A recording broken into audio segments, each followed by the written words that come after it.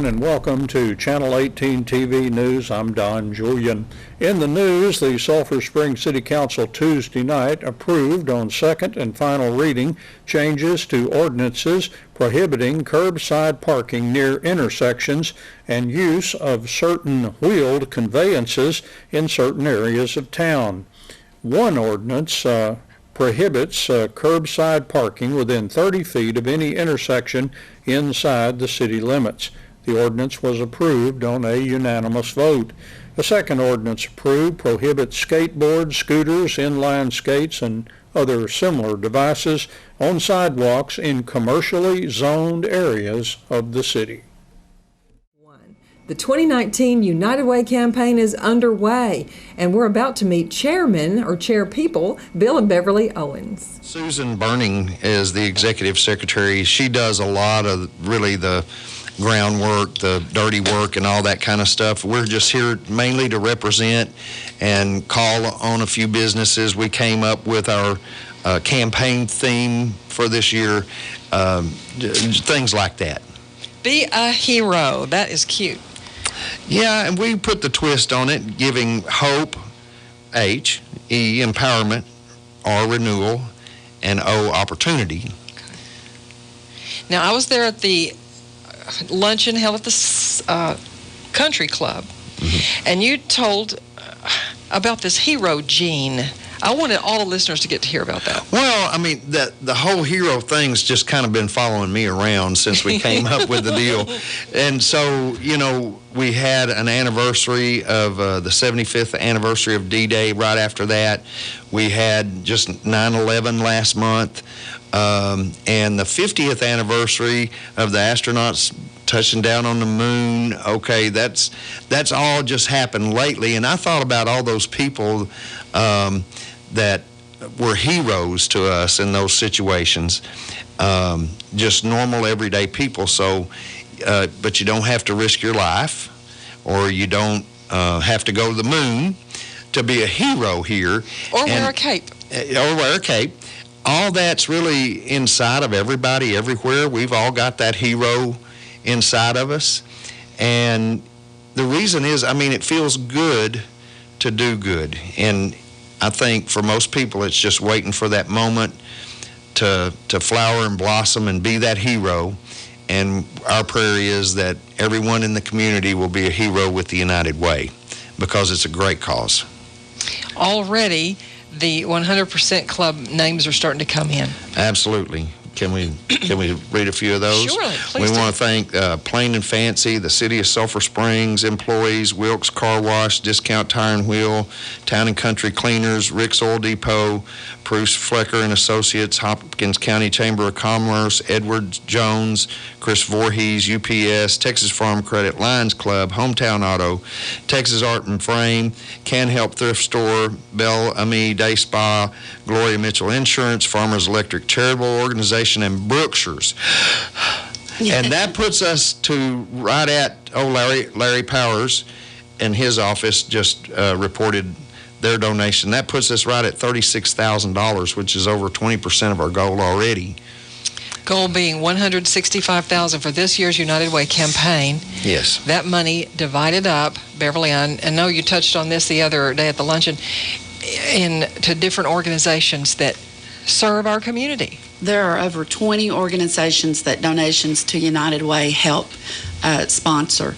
You have Can Help. I mean, I'll just touch on a few of them. Hopkins County 4-H. They currently have 1,600 students who benefit from 4-H activities. You have Meal a Day. They provide meals 5 days a week, warm, hot, delivered meals to usually senior citizens. Shut-ins. Lake Country Casa, Hopkins County Community Chest. They help meet basic needs of food, shelter, and give medical assistance or help people. You have Teen Court, the Dinner Bell. They serve a meal every Wednesday. Shadow Ranch. Those are just a few of the organizations that help. The donations help. support. So the selection committee chooses the ones for this year based on the ones who have applied for. They apply.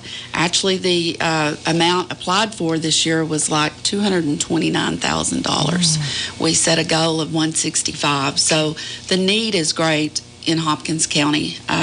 There's so much more need, but if we can just help fund $165,000, then that really helps a lot. You know what? One year we had this comment made during Christmas time. A person said, "I'd like to donate to help someone, but I don't know anyone in need." Well, if we didn't have these organizations helping, there would be a whole lot more evidence of people in need around here. Yeah, that was a surprising thing to me. I had no idea we had so many people in Hopkins County actually living below poverty level, and like single grandparents raising a grandchild by themselves with less than $1,000 a month income. The number of those people is huge. So, and even for things like the Boy Scouts and 4-H, you know, it's a good thing. It gives some hope and opportunity, let's say, to kids that are challenged to get to play a baseball game with a team of their peers. Or, you know, a teenage boy or girl that's trapped in a drug problem or alcohol problem, to have a place to go, because that kind of thing, rehab, is very, very expensive. So the evidence is great, but we don't see it in our normal everyday lives. We might not. But it's a great thing and a great need, and United Way helps a lot. United Way is several years old in Hopkins County. The history of it goes back to October of 1955. And several businessmen gathered together and decided to do something about the needs of the community. And 64 years later, we're still continuing the history of Hopkins County United Way. It's better when people pull their money together to help needs that you decide to help, and it's very simple. And so the campaign is very much like years past. Yes. If you tried to go and donate to each of these organizations, it would be, you know, so much if you tried to. But we gather the money together, and it's so much more when it's pulled together. Right. Well, the report meetings each week, which we get here at the station and dispense the information out to our listeners, are very important because it keeps us watching that thermometer. I love to see that big thermometer. Where is it at right now? I'm not sure. Susan said it is. Somebody did donate it, and it is going up here in town somewhere, and I can't remember exactly where. But, yeah, I like that thing, too. It keeps us right on track with where we are. Right. So if you want to be part of the 100% Club and get that recognition and feel that warmth, all the employees of your business need to make their pledge. That's one good way of doing it, yeah. Now, there are other ways. For instance, Panda Express here on October 17th is doing what they call a give back. So if you go to Panda Express and mention the United Way, or show them the brochure that they have on your phone, a certain portion of what you get for lunch there goes to the United Way. And, it's 20%. Okay. And good. so that's a way to do it. At J. Hodge Chevrolet, we're going to give $100 this month for every vehicle purchase, new or used. So there's different things that we can do. We're going to have a Saturday United Way Day and have a little hamburger cooking, and that's pretty good stuff, by the way. And all you need to do is come by and, you know, make a small donation. We'll have some prizes and stuff like that. So I was going somewhere else, but I can't remember what. Well, let's say you're not a business, you're a person, just an individual, and you want to make a donation. Okay, so there's a way you could do that by contacting Beverly or me, and also Susan Bernig, and her phone number is 903-243-4066, or mail a check to P.O. Box 735. Oh, I know what I was going to say. I've got a list of big donors here that are from $2,500 to $11,000 up. but I think about the widow's mite in the Bible story. You know, it doesn't matter how much you give. It's just, you know, what you can give. So that dollar donation may help us reach our goal. We appreciate the big ones, but if everyone in the community could help out a little bit, $1, $5, $10 here and there and everywhere, that helps us get to where we need to be, where these organizations can help more people. Well, this current figure that we have as of this past Tuesday, $35,721.80. 80 cents, absolutely. And that's a big deal. It is. So all sizes of donations are welcome. And speaking of, as you brought out the widow's mite, the pastor of Trinity Harvest okay, was the speaker at the luncheon. Yeah. And he told about the superheroes that wear capes right. and how they had the ability to help, and so they did. And but even the story of Rebecca in the Bible, she helped in her way that she had to. Sure, she did. He gave an awesome message. Jason Connor. Thank you, Jason. Well, so the campaign is getting started. A United Way worker may be calling by to see you at your business. Yes, each campaign worker gets a number of packets, and they usually start about October 1, but we got about a week or a few days earlier than that. Okay. I think most everyone has tried to take out their packets. The goal is to do it during the month of October, Okay. and the goal is to have them all collected by the end of October. Okay. So October is United Way month. Okay. If you get that packet, you know, don't let it lay on the desk too long. Tend to it. Get your employees to decide if they will pledge, or if you just want to, you know, give a pledge yourself. If a United Way worker doesn't make themselves present in front of you, you've given us ways that we can mail in. Contact me or Beverly. Okay. You'll find Bill where? At J. Hodge Chevrolet. Beverly's at Alliance Bank at the main branch. Not hard to find. Okay. And pretty much everywhere in town. Yeah. We see y'all out of Moving target sometimes. Well, tell me a little bit more now about any recollections that you have over your years of being in business here in Sulphur Springs of United Way, maybe organizations that monies have helped. Oh, some of these, I mean, it's endless what United Way can do. It means a lot to all these organizations. Sometimes it's their only budget fundraising that keeps them going. I know there are several that just benefit. These are the real heroes right here, are these organizations. They're who help the community, and it means a lot. Well, it almost brings a tear when we think about your analogy on the handicapped youngster who would dream to play ball. And, Sure. And now there's a program that allows them to do it through the help of United Way.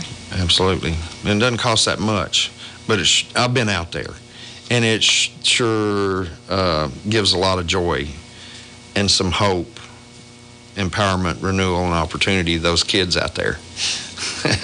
Good things come out of United Way. And now you have time through the month of October. Be a hero, help them reach their goal. And Hopkins County United Way with a strong history and a strong future ahead.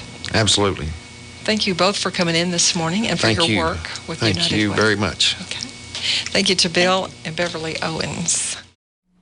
In sports, Friday night, the Wildcats football team travels to Forney to take on the Jackrabbits of Forney.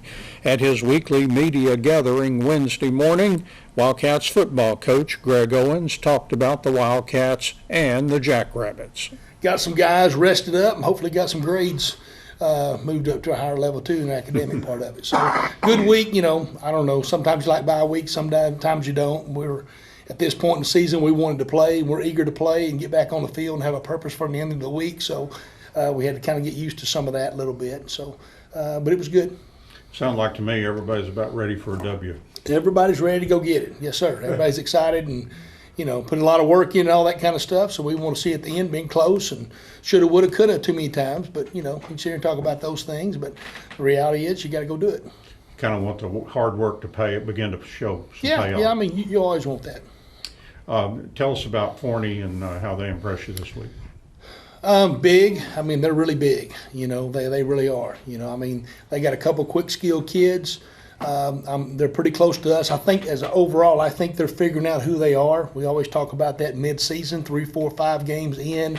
You kind of figure out your identity. They move some people around. They've progressively gotten better from week 1 all the way to now. So got to go see them in person last week against Royce City, and very similar to our game. Had some opportunities at the beginning of it, but Royce City just keeps bringing it, you know. And so Royce City just wore them down and finally prevailed by a pretty good margin. So they kind of had some, but Forney had some opportunities. Again, it's kind of like our ball game. You got to make the most of those opportunities when you get them. So, so I think we're very similar in what we do. Again, they've got a lot of size. And defensively, they fly around pretty good, and they got a couple guys over there that do a few unorthodox things, but they're really fast at blitzing off the edge and those things. So we got to be aware where those guys are and make sure we can tie them up and not give them a free play. You got a returning quarterback. Mm-hmm. Yeah. I mean, tough kid, impressive. I mean, he may be their best runner. I don't know what Coach G would tell you, but that's kind of my impression of him. And watch him; he's just a gutsy kid, and you know they're going to run the power, the stretch power read kind of a deal, and so where he keeps that a bunch. So you kind of got to dictate based on how your end plays that. He's going to read that and he's going to go. So we got a couple plans for that, we hope, and trying to keep him in check. I think he's the guy that really hurts you. They've not been really proficient at throwing the ball down the field. But last week they hit some pretty big post plays on Royce City. They hit some big balls in there, and it was pretty good. So I think that helped their confidence with some of their passing games. So not real elaborate. He's not a real strong, accurate kind of just a passing guy. He's more the mobile, agility kind of person moving around, and he can make throws when he needs to, and a lot of that stuff's on play action. Last year they had a 1,000-yard rusher. I think his name was Stevens or something like that. Stevenson, I can't remember, but he graduated, but now his brother is coming along. So I don't know. Yeah, just young. I think they're still young at that position right now. I mean, it's not. I mean, I'm not saying he's not a good player. He just doesn't really jump out off the screen. Last year, the big deal with them, big tight end. I mean, they had a tight end they ran behind. I mean, that was the whole thing there. They just kept leaning on him. Still some of that philosophy, but this guy again is not the beast that guy was last year either. So it's a little bit different look, but really they're still running out the same stuff. But their guy, to me, the key is their quarterback. Mm-hmm. He's the guy that kind of makes them go running, and then again off some play action. And big in the line. Oh yeah. I mean, they're just big physical guys up there, and again, they improve each week. They did a good job of getting after number 94 at Royce City. Now he still kind of did what he wanted to at times, but they had a little more mass right there, putting bodies on him. But he still disrupted a lot of their stuff too. He's a heck of a player. But again, they kept leaning on him, kept doubling him, so he didn't quite have the biggest night as he had on us. Defense, they kind of throw some different things at you, maybe blitz people and stuff. We talk often, just junk it up. I mean, they change it up in there. We'll see probably 3 different fronts. They slide into a stack odd. They're probably going to base out of an odd against us, and then but they can still get in a 4-man front, still getting a 3-3 stack look, and then they kind of, like I said, I'm not fully unorthodox, but they run a guy around from the backside, and he comes number 3 outside linebacker. Really, he's a dynamic playmaker, you know. Right now, some of the most fun linebackers to watch is number 14 from Royce City. How he makes plays. He's an undersized guy, but he's a tough dude. He's always in the right place. And then this guy from Forney is an undersized guy, just a smaller guy. He really looks like he should be playing corner, but man, he knows how to get in there and disrupt stuff. So they blitz him a bunch from a lot of different directions, and he is fast. So he brings it off the edge. So that's a guy we're really concerned about, making sure we know where he's at and have him accounted for at all times. Kind of outside linebackers, maybe their predominant position on defense, kind of really jump off the film. That's kind I of think so. said. Yeah, I think so. You know, he's not bad. One of the inside linebackers, one of the safeties is pretty good. One of the inside linebackers kind of gets your attention a little bit. Good physical-looking young man, but the outside linebackers are the ones that kind of disrupt stuff. And again, you got to be better know where they're at. So we got to kind of get them displaced, get them out of the box, get them away from the run game stuff. You know, but we got to be able to complete passes to do that. So you can get them in all these formations you want to, but bottom line is, if you want to get them out of there, you got to make some plays on the edge and make them walk out there with you. And good size on the D line too. Big, Oh big yeah, I guys. mean, yeah, they're big kids. There's a couple of these linemen will go both ways, just a little, not much. It's like they're twos, maybe they're starters on D, and they'll play a little bit of offensive line. But I mean, size is their number one thing. If you had to sit there and just identify who they are. I still get the impression, though, as you've said a million times, it comes down to us Friday night. It does. I mean, that's the bottom line again. Our kids are playing their tail off. We are playing hard. They're working hard. This is probably one of the, easily say, one of the hardest working groups we've had. I mean, without a bunch of griping and a bunch of complaining, and all that. I mean, they just work. They don't mind working, So like you said earlier, yeah, we want to see something for all that hard work. So, but we get after it. I mean, our defense plays hard. I mean, you can go pull up the video from the Roy City game. I mean, it is a physical ball game. And that's probably what it's going to be the rest of the year. As I watch every team we're going to play, it's just going to come down to those things. It's going to be close ball games, I think. It's going to be tough ball games. It's going to be physical ball games. I watched Roy City and Forney last week. And then at halftime, I left and ran over to Forney Stadium, watch North Forney and Corsicana. So, I mean, they got them too. I mean, they got physical guys. I mean, North Forney's got three really strong defensive linemen that'll come off the ball, and they just kind of get after you with their tempo game. And then Corsicana's got a good-looking offensive line too that gets after you. Both those have a little speed. So, I mean, the whole district is going to be, and it's always a bloodbath with us and Greenville. There's a little rivalry, I guess, if you say we got one. It's probably that one in our district right now with those guys. So, I mean, that's going to be physical. And every year that's been a physical ball game. And it's come down to the fourth quarter who's going to pull away or not. So, I don't expect any different than last week's Roy City game. Just get after it. Guys got to make plays. And that's what it boils back down to is us taking care of our business, eliminating mistakes, and just making plays when you have those opportunities. It's so weird, coming out, or when we came into this district, we'd been playing White House and all these. Everybody just spread, throw it like crazy.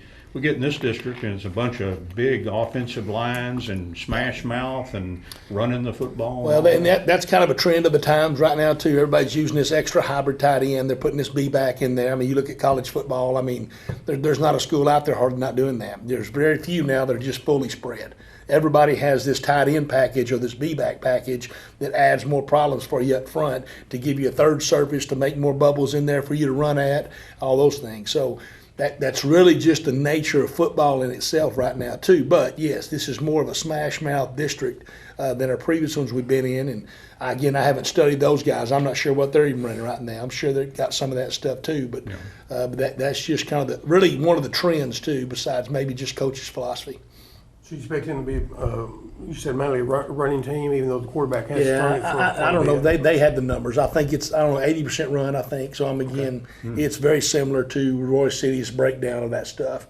Roy City had that number 8 out there, just didn't get the ball enough, in my opinion. I mean, that guy's electric and, get the ball to him, but that's just not their philosophy. They're going to wear on you, just grind you down, and they're going to take their shots with him. So, somewhat the Forney package, too. They'll get in a bunch of spread stuff, but really they want to kind of run it some more instead of really throw it when they get in their full empty set. What do you see as the keys? I was asking about the keys too. I mean, I think it's what Don said a while ago. I think it's about us. I think it's about us and consistency on our part. I can tell you, whoever scores the most points is going to win. Take care of the football, tackle well. That's just, that's all those things and above. But it's about us taking care of our business and for us being consistent on especially offensively. Defensively we've been playing well. Got to continue to play well. But offensively, we've run up and down the field on people. We've got to get the ball in the end zone. And that's not trying to put more pressure on our kiddos. It's just we got to go score. We haven't had the home run hitter, a guy that just busts the 60-yard run. I mean, we bust 15-yard runs and get a first down. So we've had a lot of 13, 14, 15 play drives, but they've not resulted in points. And so those are the things that are frustrating and wear you down. And so those are things we got to get point. We got to get in the end zone. The Lady Cats volleyball team lost a hard-fought district match Tuesday night to Lindale. The match seemed closer than the 3-1 final score. After the match, I talked with Lady Cats volleyball coach Bailey Dorner. We had great moments where we were really going all out, and then we had times where we kind of fell apart and gave them, a run of points, and that kind of caught up to us.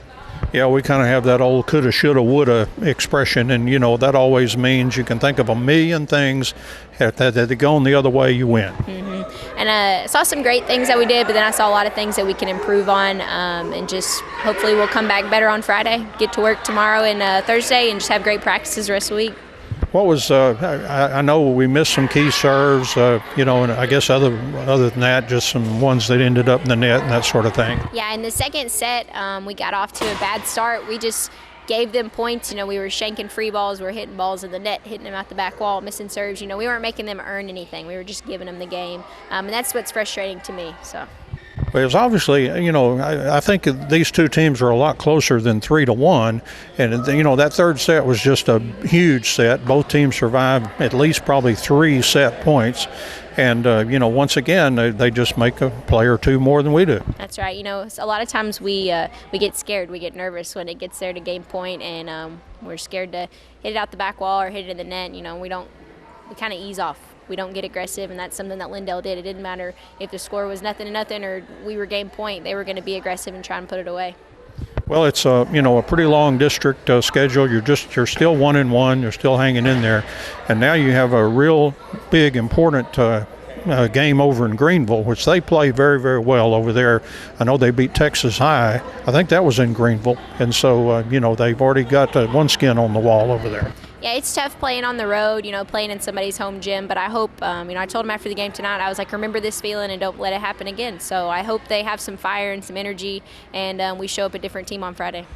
Yeah, I would much rather there be hurt a little bit than have them kind of laughing and joking with each other and that sort of thing. Yeah, they're serious. They love this game. They come out here and they play all out. So it's frustrating when we lose, but I tell them there's always another game, there's always another day, so we just got to move on and be better. Yeah, it's not to the point where, lose or, and you're all through. We've got a lot to play for. And so we just have to work real hard and come out and execute. That's right. So just get to work tomorrow and just improve as a team and as individuals every single day. Very good, Coach. Thank you. Thank you. The Saltillo Lions took first place, and the Saltillo Lady Lions were third at the Titus County Fair cross-country meet held last Saturday. For the Lions, Garrett Tarver took first at the meet with a time of 15:58. Dylan Beadle was 7th. Jaden Holloway was 8th. Gunnar Tarver was 11th. Coy Collins was 17th. Beckham Hoover was 20th. And Andrew Redburn was 47th. For the Lady Lions, Yadira Alonzo was 16th. Reagan Spear was 19th. Christina Wade was 31st. Brianna Towell was 37th, Mackenzie Morris was 53rd, Chandler Bain was 73rd, and Ophelia Cabrera was 79th. That's Channel 18 TV News for today. I'm Don Julian. Thank you for watching, and so long, everybody.